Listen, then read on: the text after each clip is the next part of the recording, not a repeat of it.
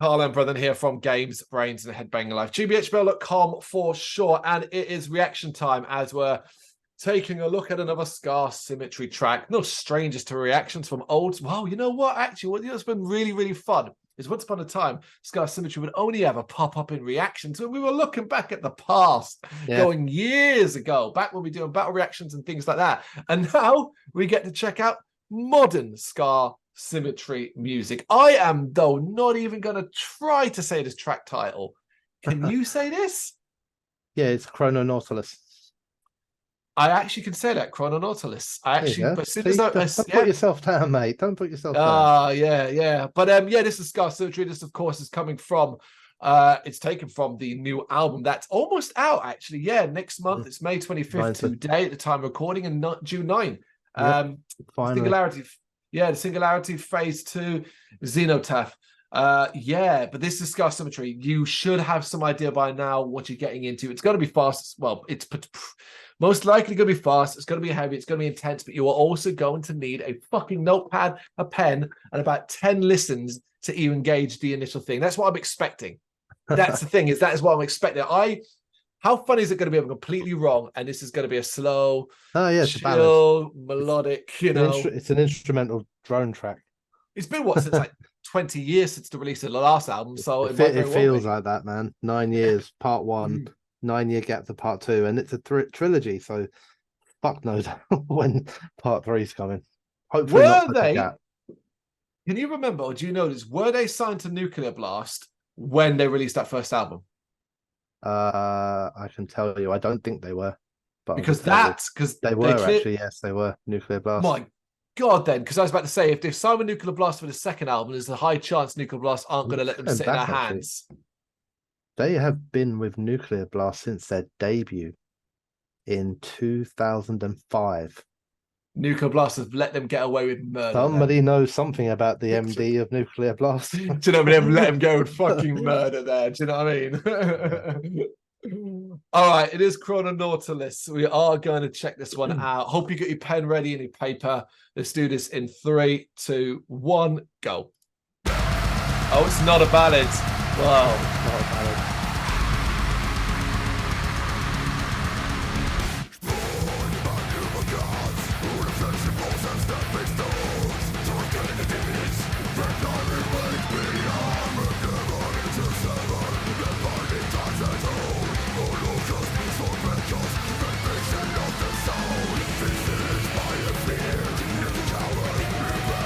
Already, I'm like, I can't keep up. I write so much down.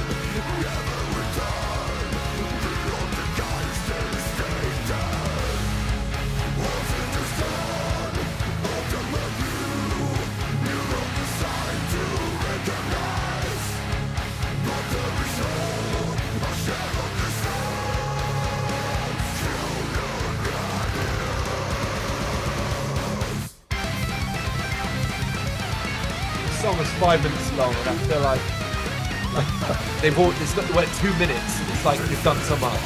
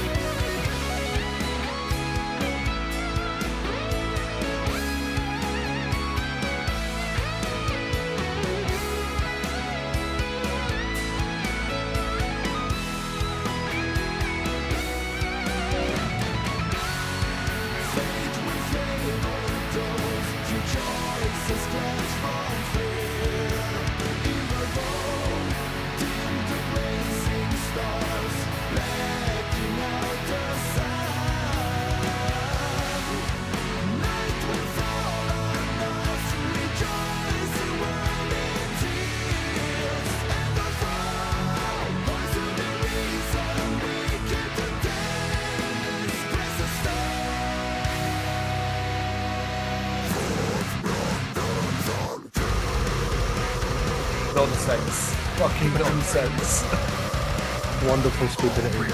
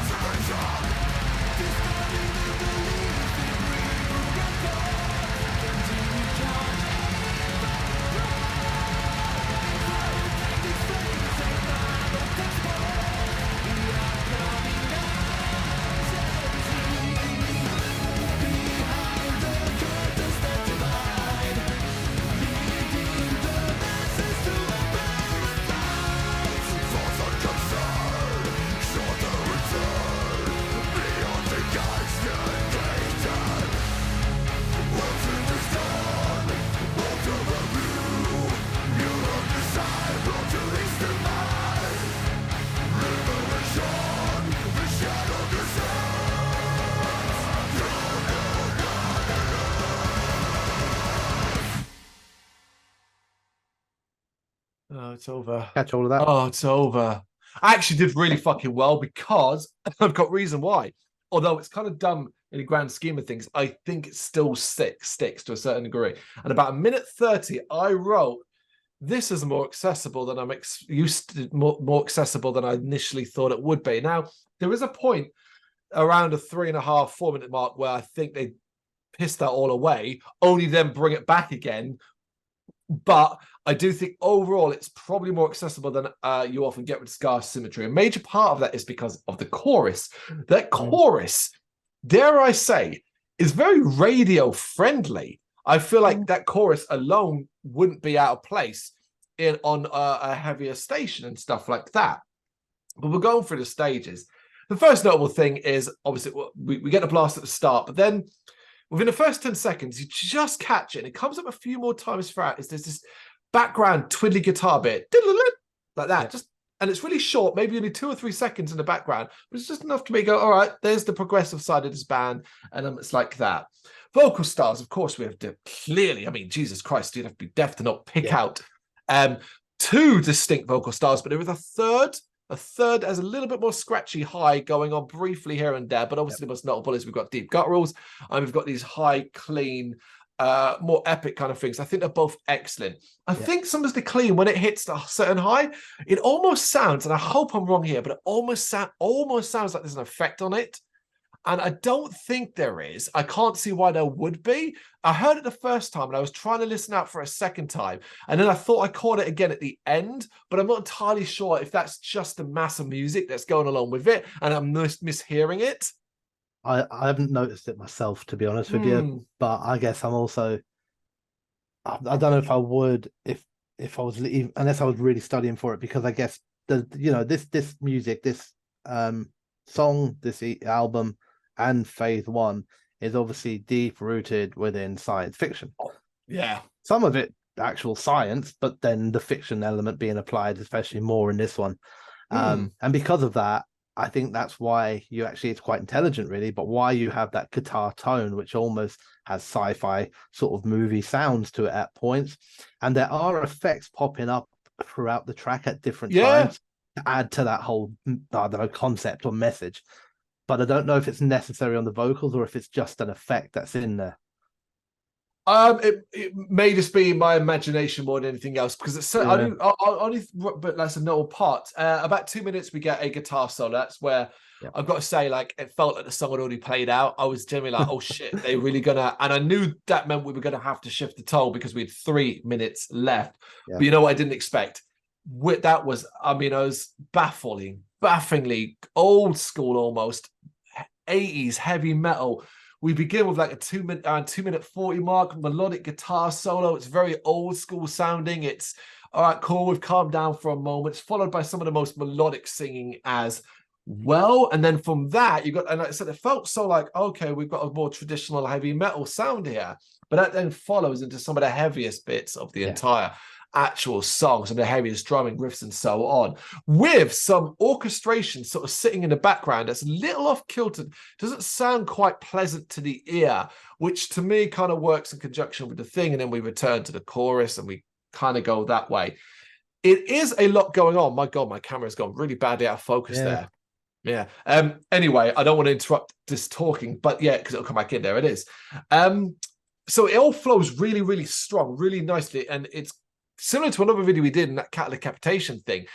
The structure amazes me. When I break it down like that, I'm like, what a clever track. How well put together is this? You came up with all these parts. You worked out how it would flow together, how it wouldn't sound disjointed, but you could also go in, all right, well, could we have a chorus here several times that does sound like it could be played on the radio? I'm not saying that's what they were going for. I doubt that even in I think it's no, that's fine. They're like, you know, I listen to this band a lot more than you do over time.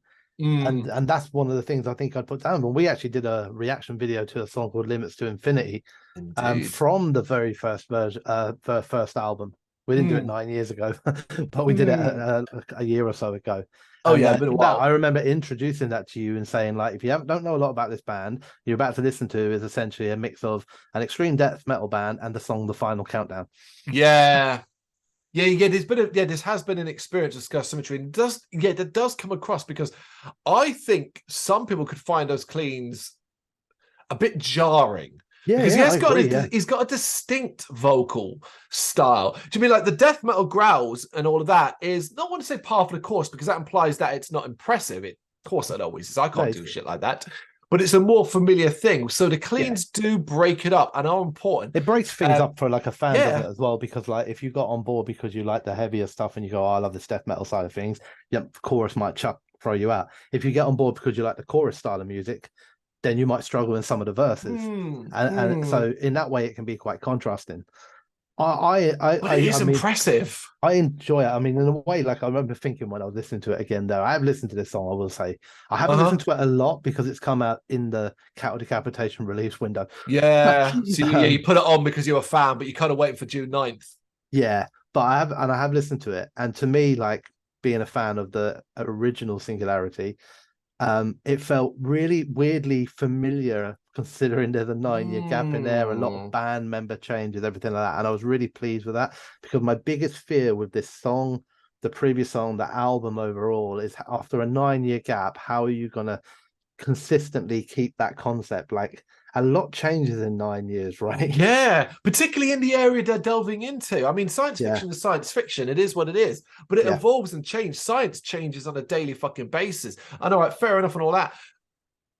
And I actually want to bring this into the conversation, right? Because the concept behind this whole thing and Scar Symmetry and the music and all that kind of thing, I think is the thing I just don't care about the most. And and what it is because I feel like this has been done, and it's been done by other bands, and it's been done by Scar Symmetry and like 9 years ago and all that. And I don't care. I have no interest in technological advances, the machines taking over and all this nonsense. I just don't care. I don't find that interesting, whereas others will find it incredibly fascinating. This is no knock on the band doing it, because each to our own. For me personally, I find it boresome. I felt it was boring back when Fear Factory were doing it in the fucking mid-90s. Yeah, I think it's different. So the and I get that. That's completely fine. That's like personal opinions. And I find it madly interesting, but I find this madly interesting. I find this madly different to anything that's been done before, weirdly.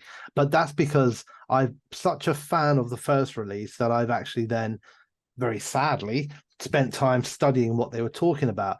And I found that actually the root of what they're doing is science.